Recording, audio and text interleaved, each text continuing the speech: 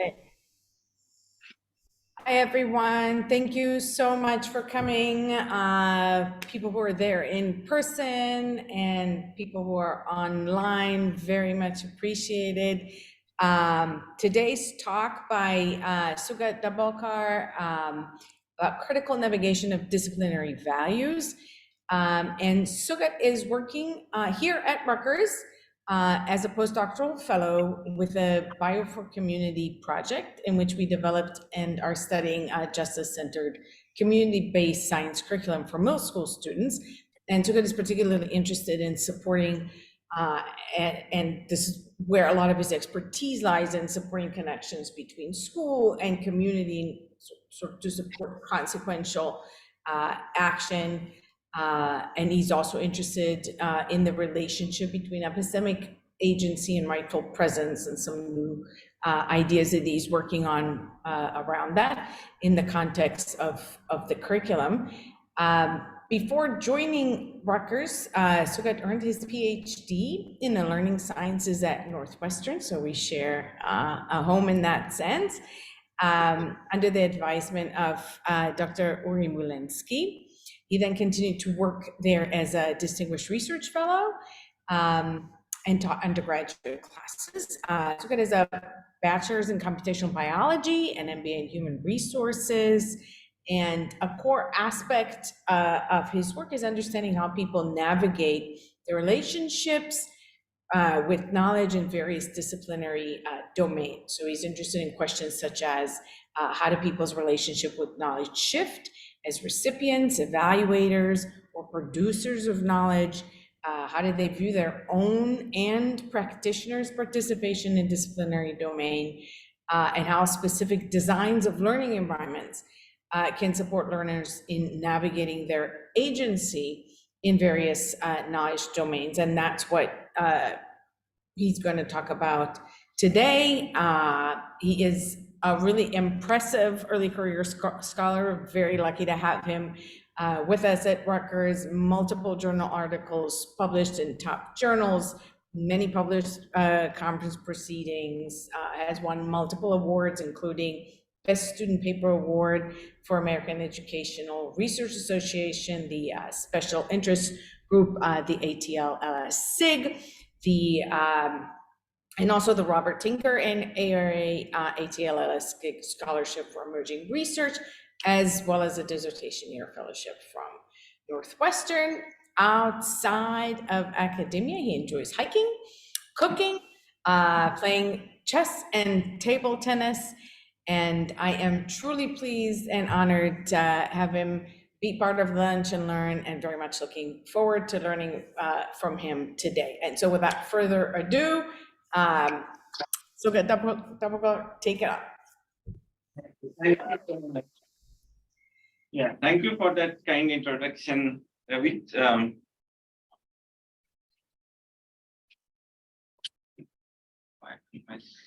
Okay, so I want to start. So we are all here in this space to have lunch and learn, and there's a lot of history behind it. And so I want to start by acknowledging that. So Rutgers University sits on the traditional territory of the Lenni Lenape, called Lenape-Hocking.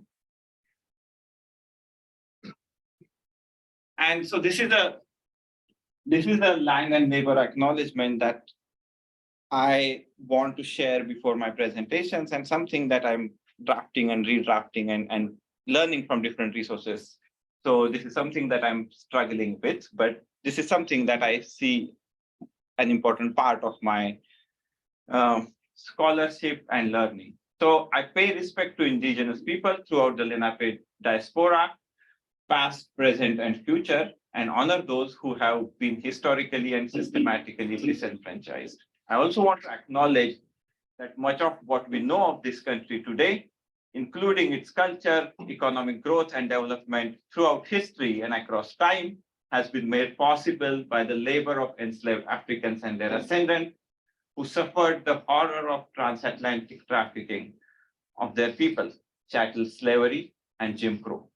I also acknowledge all immigrant labor, including voluntary, involuntary, trafficked, and forced and undocumented peoples who contributed to building of the country and continue to serve within the labor force.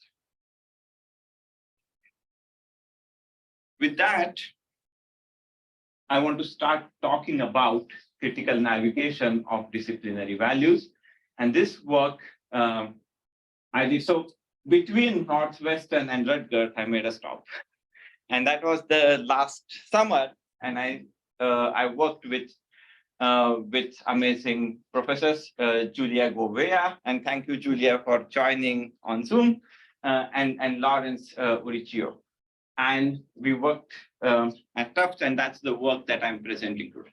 So this is the first time I'm presenting this work. These are some of the new ideas.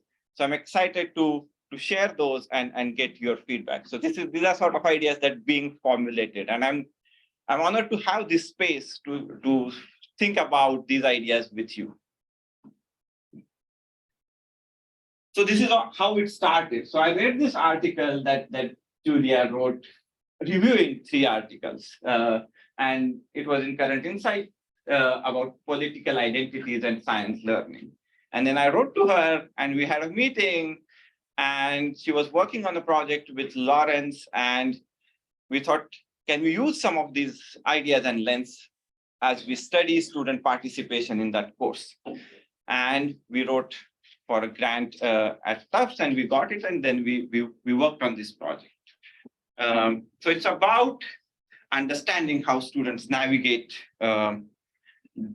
their participation in a disciplinary domain. So I want to start with a quote, and this is from a student's response to an assignment in the course. I hope one day I can be someone who can share and show the power people of all walks of life have in science.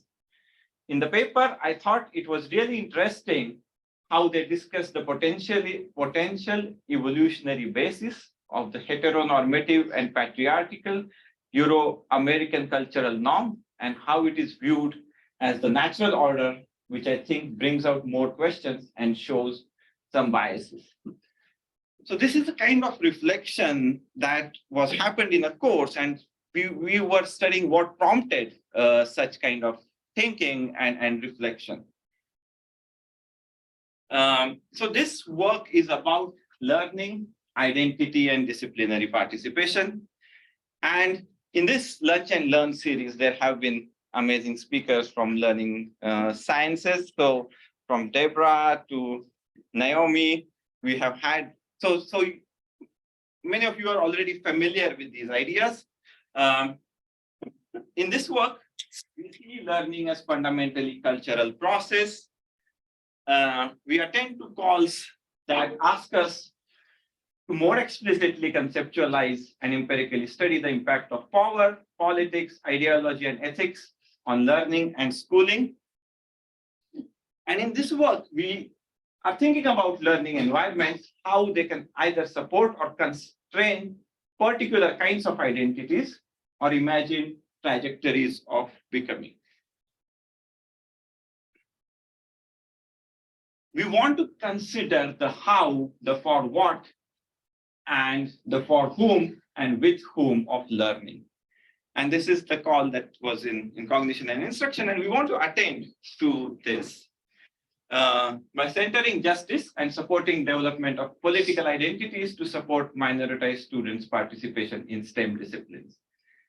And to do that, we focus on these 2 ideas. So going beyond the inclusion or broadening participation narrative to support rightful presence.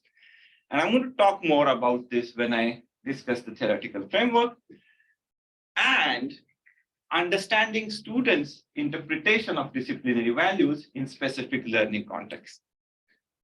So in this particular project, we build on these 2 conceptual frameworks to understand student participation. And broadly speaking, we are concerned with these kind of questions. So what is a discipline? And all of us as participants in different disciplines, during different walks of our lives, we consciously or subconsciously think about this, right? what is learning sciences anyway, right? So what is a discipline? It's an ontological question.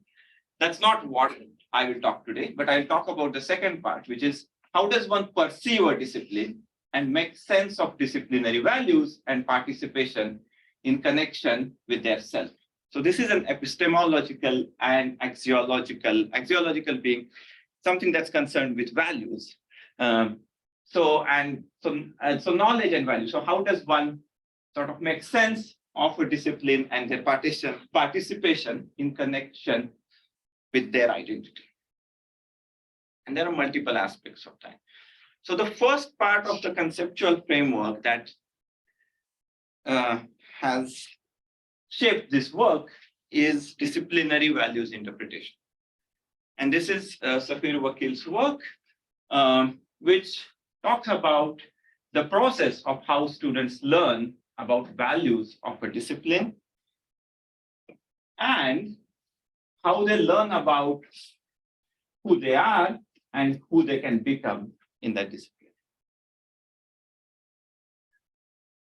And it talks about tensions or alignments between how students make sense of disciplinary values and their own political identities, and how that is consequential for learning and persistence within STEM disciplines, perhaps especially for students with marginalized communities.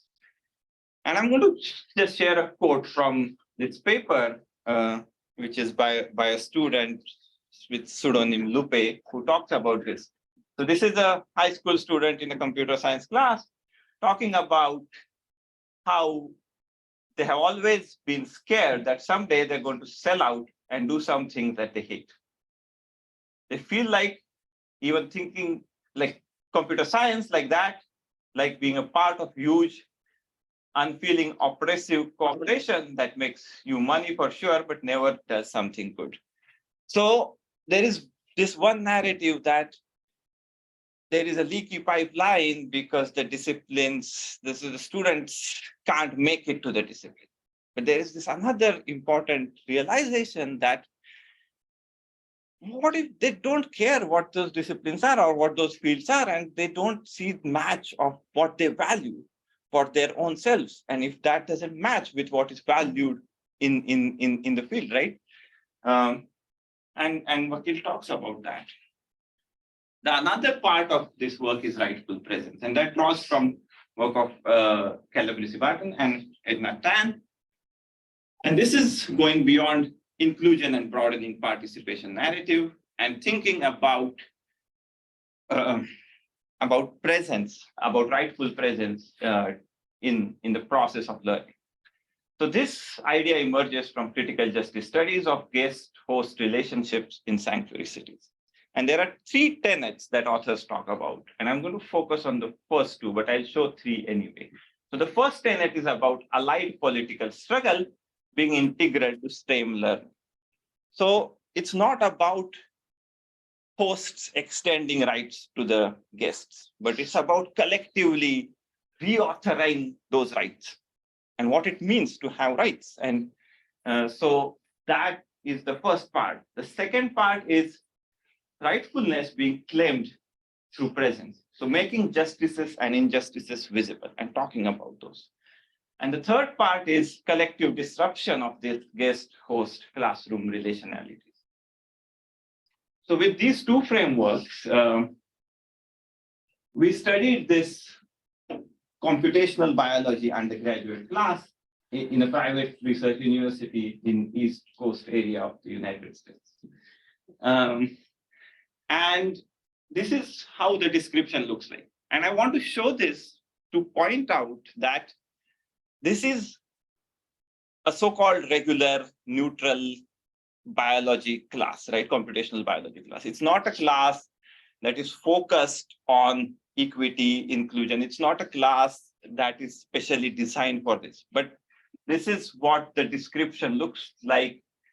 It's about learning complex traits, predictability of evolution, doing Python programming, evolutionary genetics, simulation, data analysis. But we saw something different happen in the class. And that was about that what we call disciplinary values navigation. And I want to talk about that. So there was this thing that the instructor included in the class, which are called spotlight assignments.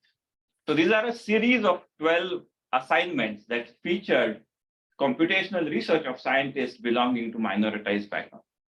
For each assignment, students reviewed academic papers, interviews, podcasts, or other materials, and wrote an open-ended one-page reflection on those materials. And this is based on prior work, which showed that such assignments that counter stereotypes of who can participate in science support students from marginalized group to see themselves as possible participants in scientific field.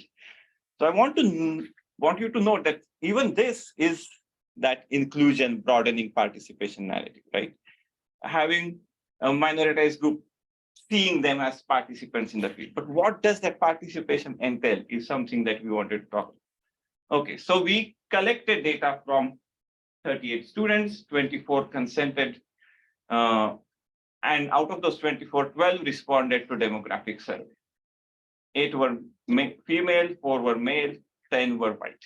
And so this is another thing that because of problematic histories of educational research, very few students who want to participate in such research, and we should change that. So very few students who belong to minoritized group want to participate in research like this, and we want to change that. So that is to say that the 12 participants who did not consent, who consented but did not submit their demographic data, sort of represented students who belong to those minoritized backgrounds, and that is based on the field observation that university demographic has around 50% of white folks, and out of those 54% are male. In this class, possibly there was a less percentage of males, but we don't know that for sure. We collected data, so our data sources include instructor interview, student written responses to these spotlight assignments, and student interviews. Few spotlight assignments were different, and I want to talk about those. So in those assignments, scientists shared their experiences with sexism and racism. They talked about ethical dilemmas, troubling past and contemporary resistance in academia, and we call those resistance spotlights. So this is an example. This spotlight assignment highlighted work of Brandon Ogbunu, an assistant professor in Department of Ecology and Evolutionary Biology in Yale University.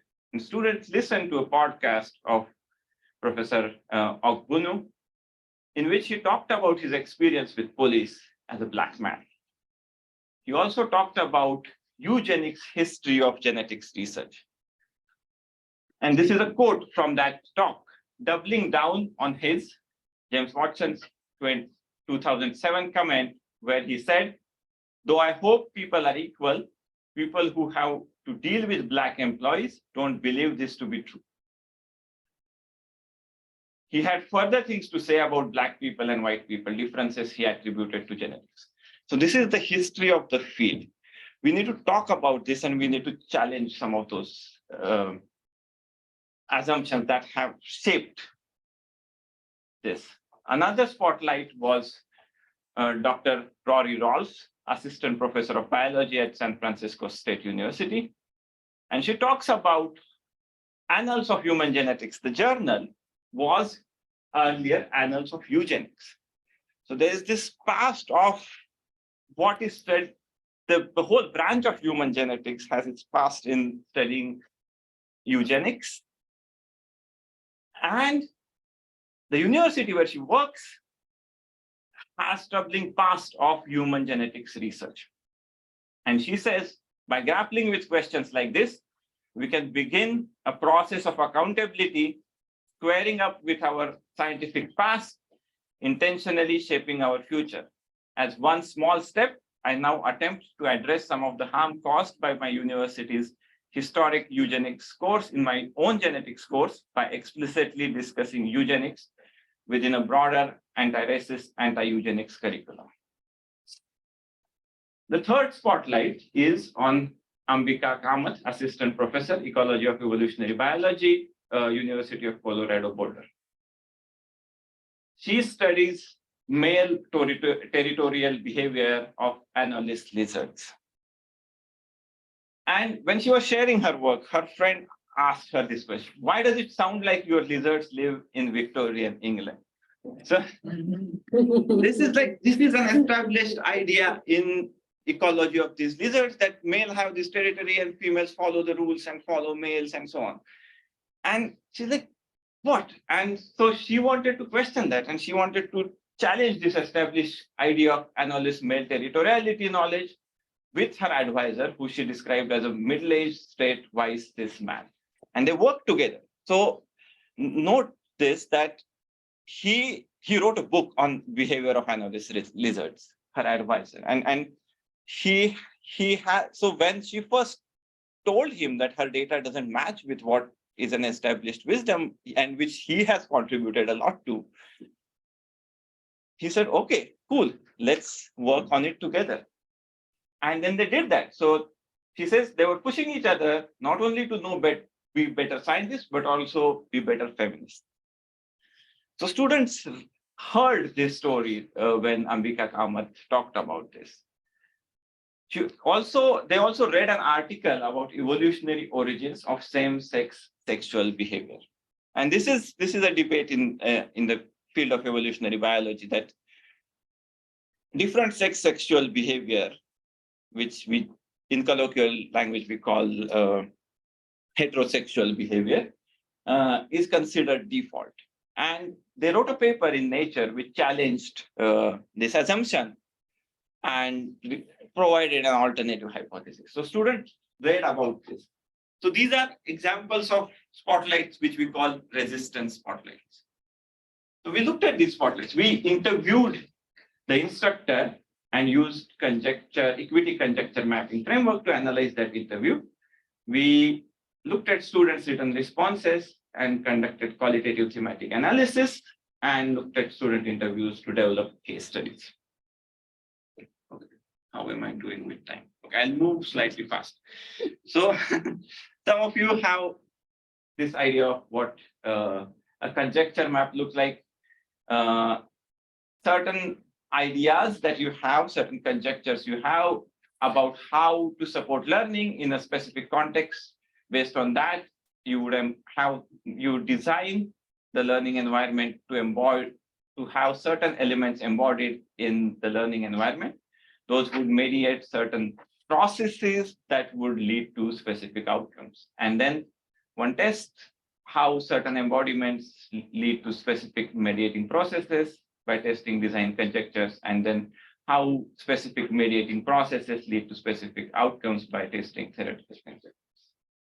And this is an equity conjecture map. So Lee and colleagues sort of built on Sandoval's earlier work and added this part, which is about conjectures to support issues that address equity. So we also looked at student responses and performed deductive and inductive coding of disciplinary values. I'm going to talk about this in depth later, so I won't spend much time here. So these are the findings, and this is a conjecture map. I don't expect you to read all of these things, but note that there are these two parts, and the top part in green is about learning computing in biology. So this is a computational biology course. There is collaborative coding, Python coding in the class, and so understanding how computational approaches can be used to solve biological problems. The second part is what we are focusing on today, is the spotlight assignments and conjectures related to spotlight assignments. So what are those? So reviewing sources that showcase counter-stereotypical identities and motivations of scientists can promote minoritized students' sense of belonging in the field.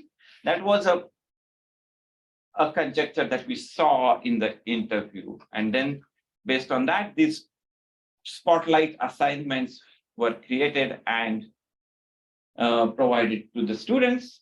And one of the ideas is understanding use of computational approaches to address problems in biology. So they look at the work of these scientists and see how those computational approaches address problems in biology.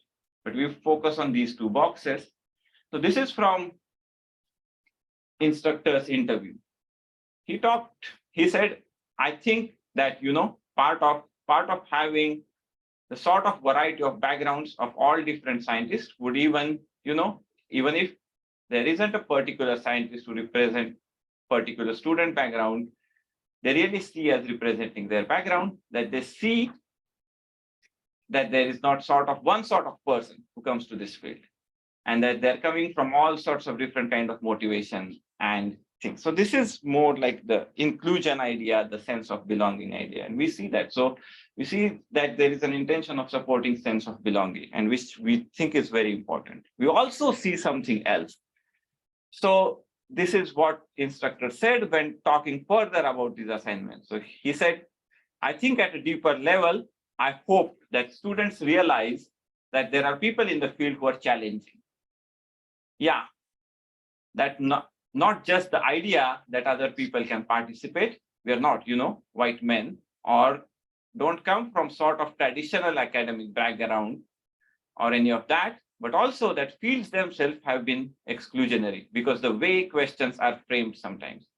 And I hope that seeing that people are out there from diverse backgrounds challenging those ideas, hope it stimulates interest in the field to some extent, just interested in the kind of questions that can be asked, not just answered, but new questions that can be asked using the approaches that we talk about.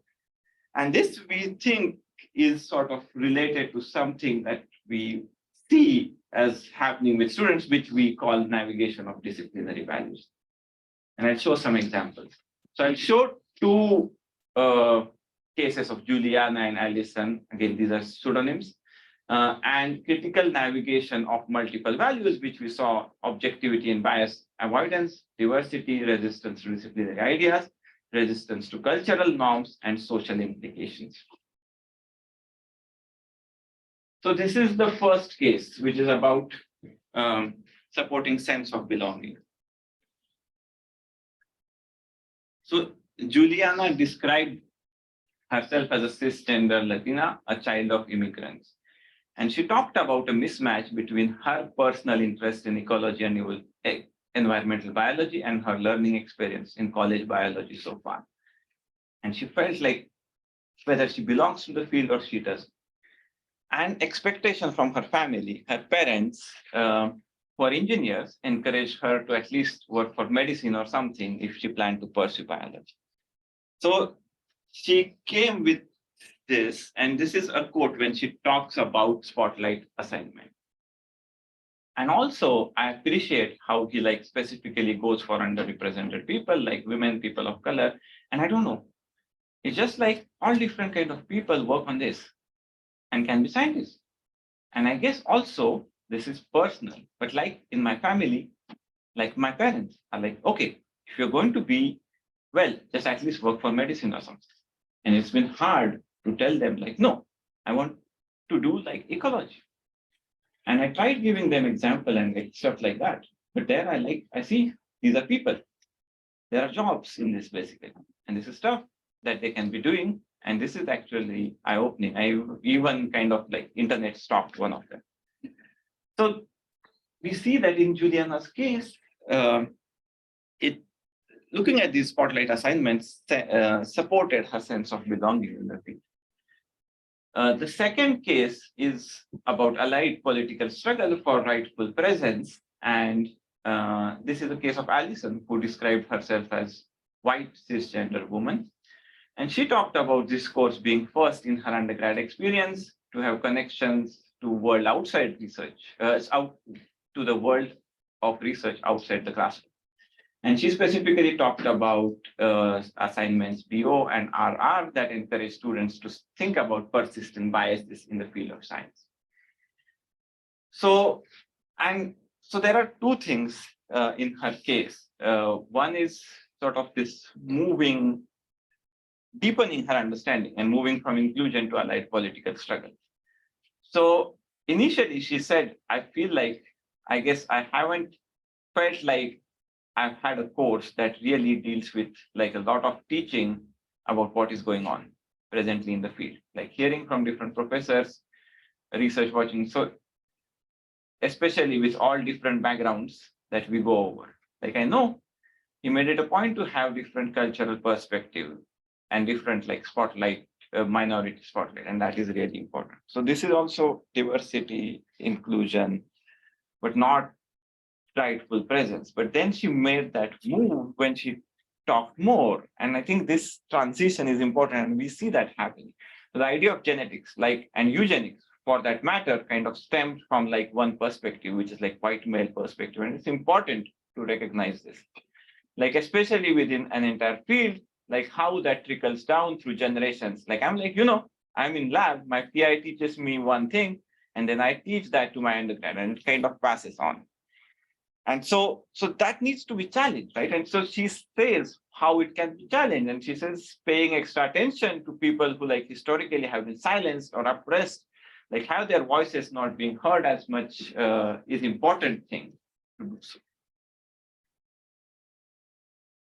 She later on says something about objectivity, and that is another disciplinary value that she is sort of struggling with. And I want to point that out also. So she said something like this. So, well, I feel like they're like science should be science. So this idea that objectivity is based on facts, data, you shouldn't have to worry about whether or not you're like telling the full story, because there is a part of science and research that's supposed to be without any bias. But then she said, but there always is. And that is the recognition. So she's struggling about this idea of objectivity and that science being objective and how biases of people shape these so-called objectively established ideas. And so to dig into that more deeply, we looked at student responses regarding in Spotlight assignment, which we call Spotlight assignment AK, which was Ambika Kamat's work in about those anolis lizards and same-sex sexual behavior. And we found these three categories that were strongly present in students' responses that were about disciplinary values. So they talked about objectivity and bias avoidance. They talked about resistance to disciplinary ideas, and they talked about resistance to cultural norms. And I will sort of read through a couple of examples and then have a discussion about it.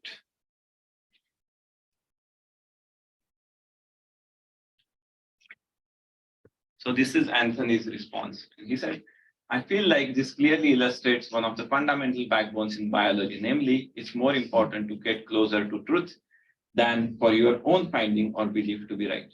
Because in the end of the day, biology discovery, in the case of discovery of a flow in a fairly key belief that was likely the backbone to many research studies on lizards. So when it's a key bit, it's found out to be false, then so many different aspects of the field and other discoveries or failed research can be re-explored. Rather than causing issue, this then generates interesting new opportunities for biologists and is a big part of beauty of the field. So objectivity and resisting to disciplinary ideas is something that he's navigating. There's another response from Lucy, and this is about navigating objectivity and resistance to cultural norms. The assumption of a sort of naturally occurring primary heterosexual behavior in evolutionary history with same-sex sexual behavior as a deviation is informed by and contributes to heterosexism among humans.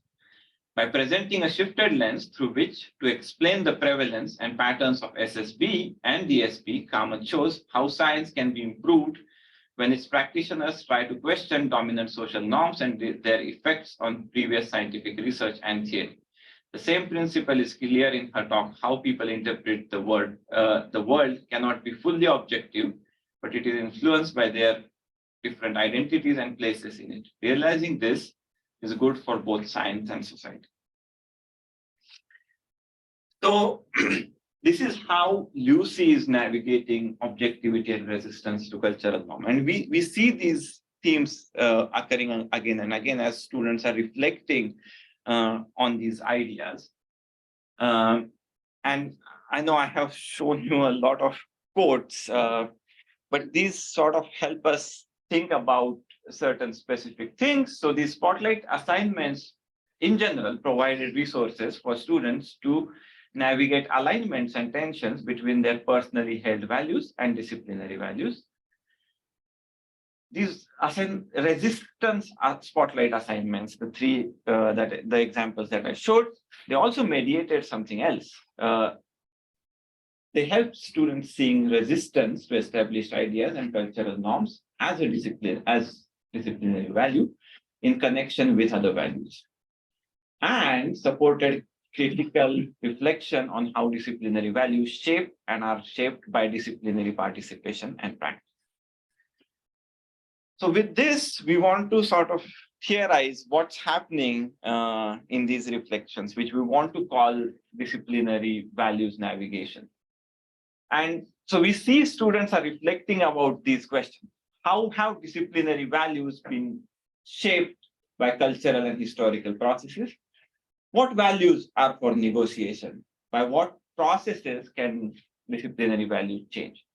What are implications of different disciplinary values for participation, knowledge building, and social impact? And what might be my role, my responsibility in shaping disciplinary values? So not seeing disciplinary values as being a static thing, but those are being shaped. And there are cultural, historical processes that have led to existing values, and some of those are problematic, and how I can participate in shaping existing disciplinary values and changing those, right? So some of the design implications of this work is about supporting rightful presence through these kind of resistance spotlight assignments. So these are, so we are saying that these are different kinds of assignments, not just showing work of scientists belonging to minoritized background, but showing how they're pushing against established ideas and established cultural norms in the field. And those can help in students thinking about allied political struggle regarding and reauthoring rights about disciplinary participation. And they make justices, injustices visible in the field and show them see contemporary resistance. We also saw that these spotlight assignments were about computational approaches, and students were reflecting about that, and students were doing other assignments that were about computing in biology, but they sort of existed in silo. So we wanted to build connection between these two. So combining this critical DVN and disciplinary practice as students participate in the class. So that's something that we want to do in future, and think about how these two can support each other. Okay, thank you. And let's have some discussion.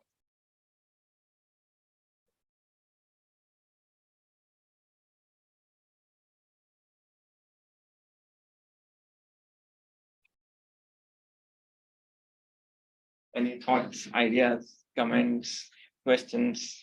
Yes. Well, yeah, thank you. This was really interesting. I sort of have a comment, I wonder about your response. So it seems to me that this use of the term objectivity is a very naive, unsophisticated sense of objectivity, which would not, so I'm wondering, so that made me think that part of a course that addresses these issues ought to maybe provide more richer and deeper senses of what objectivity can mean. might even be that many science, I mean, I suspect that the actual practice of science uses, I'm sure often uses a more complex construct, but that doesn't mean that's what scientists articulate themselves. They may sometimes articulate it in a more naive sense. They say what they're doing as opposed to if you really look at what they're doing. So anyway, I'm wondering what your thoughts are about how the students used objectivity and how objectivity might be built into a course to enrich their understanding.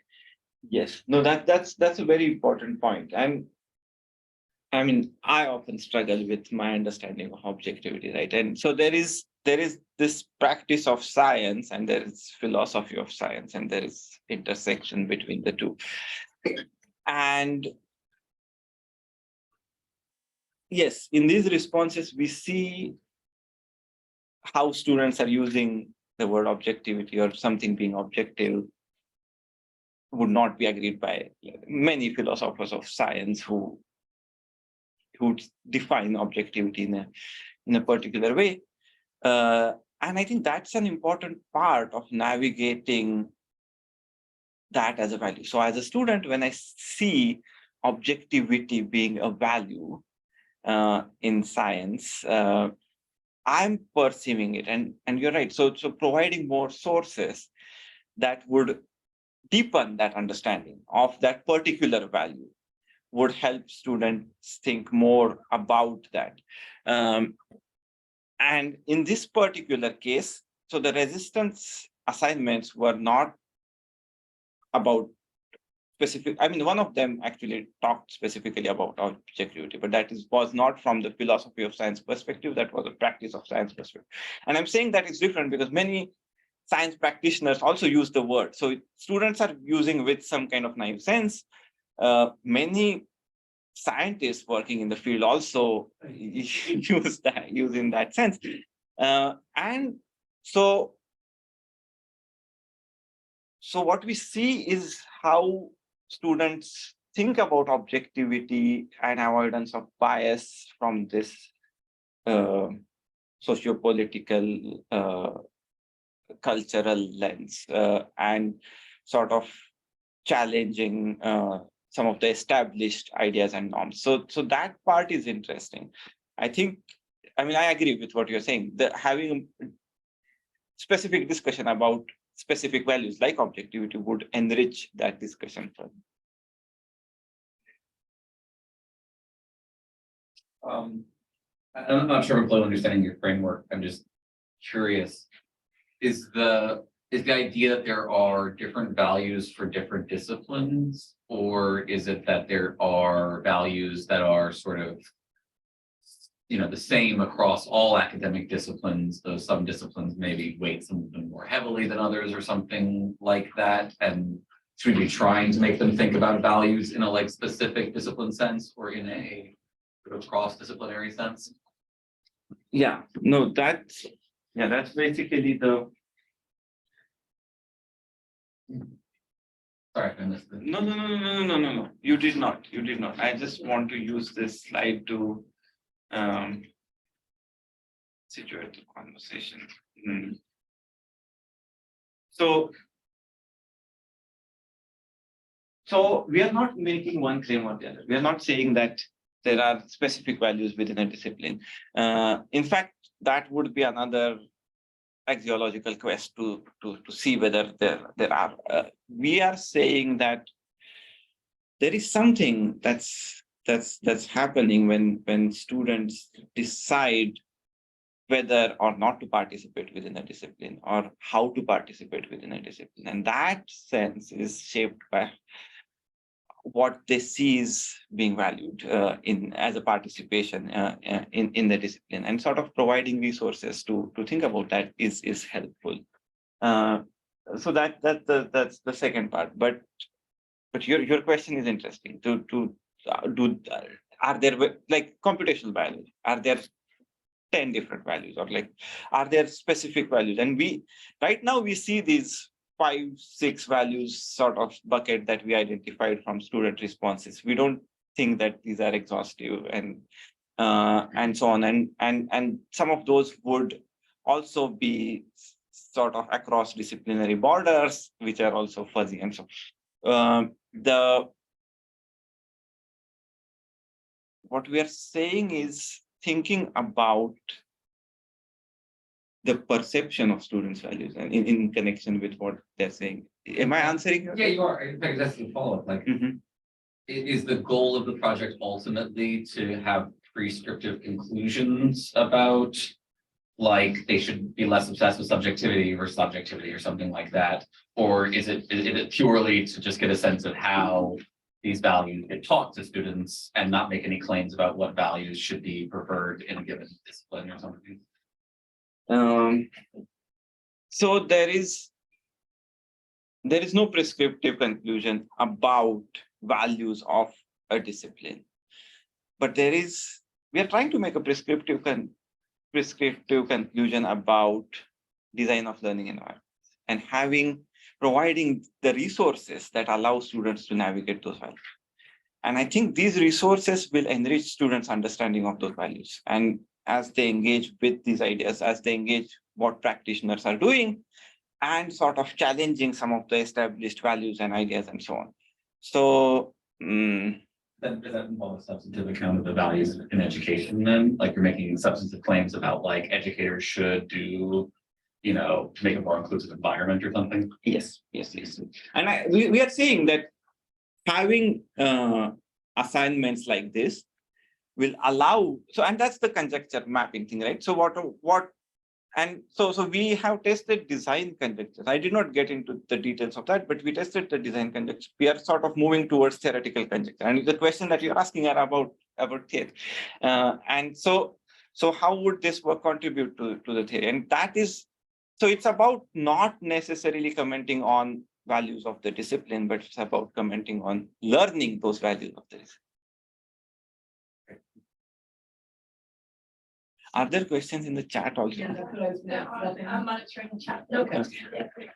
I was just gonna add to what you just said. It seems to me that what you're asking is, or I guess the hope would be that students are learning the values that are in the discipline that are very, invisible to us all. And I guess when you talked about objectivity, Clark, it would be, first of all, if you wanted to define it clearly for them in a certain way or give an understanding, but also that they can know historically the narratives about how we've gotten to where we've gotten to see the values that are at play.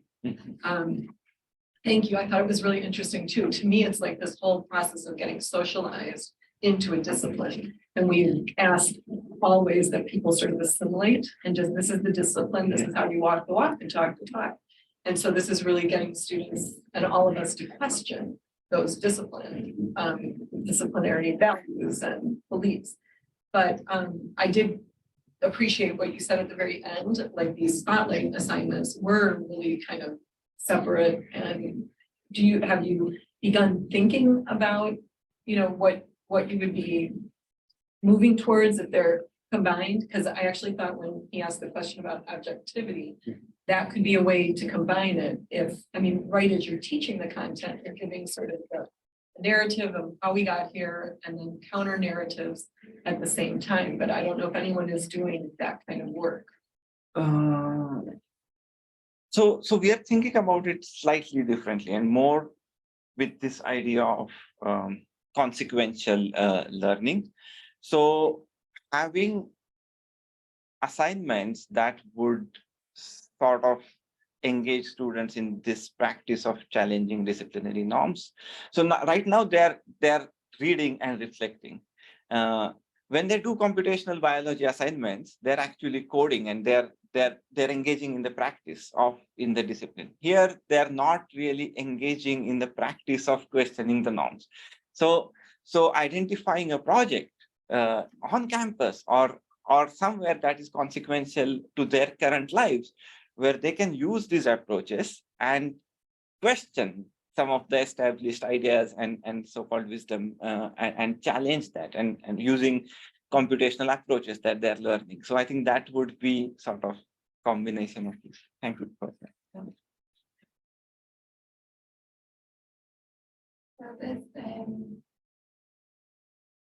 comment in the chat from Deborah. Mhm. Deborah, if you don't mind, I can read it out, or you can read it out.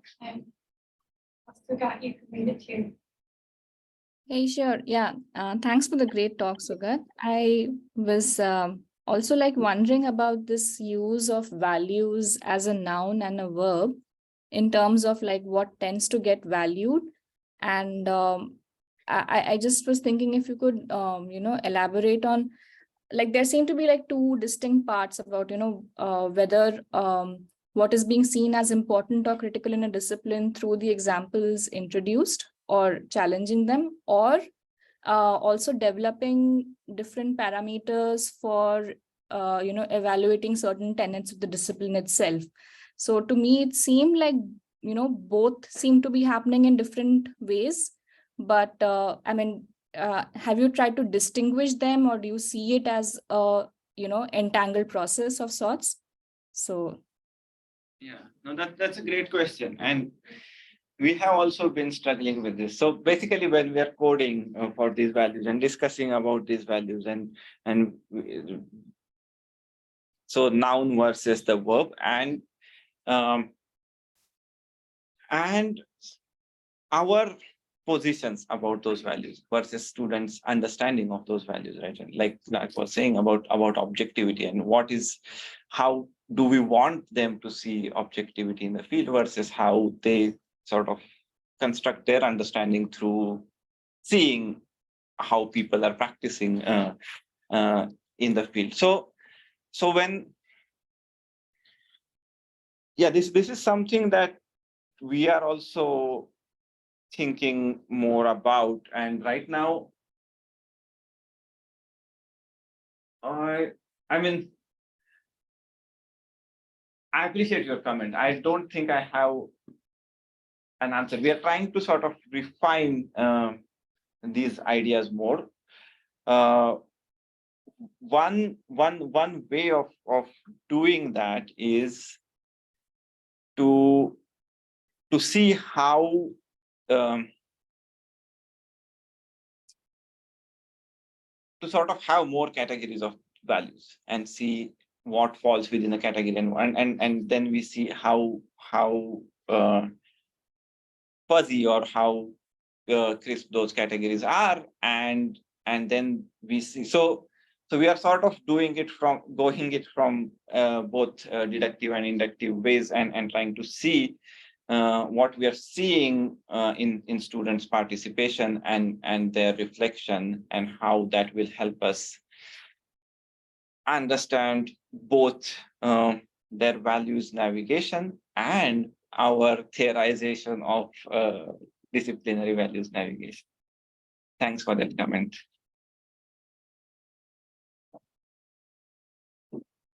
Any more questions? I think I got one more if time. I don't know. So I was wondering on if you've like sort of thought after like encouraging this challenging of current norms. A lot of disciplines, at least ideally, might have their own norms of challenge, right? They might have their own protocol, like here's the proper way of challenging. But of course, sometimes those norms of challenging can be restrictive themselves. Mm-hmm. So I don't know if you've thought about like starting to try and like navigate that situation of when you sort of fall in with the current norms of challenging, and when you also have to challenge the norms of challenging. Yeah, that's a cool meta question. Yeah, no, it's important, and thank you for that question. We haven't really thought about that, but I think some of those things might start coming in the next phase of project when students start coming up with ideas to challenge the norms, right? And then we see that if they come up with ideas that are even challenging the ways of challenging the norms, and that would be interesting to see. Yeah. Okay. We're out of time, so maybe we can pause here, but thank you so much for that rich and inspiring. Thank you.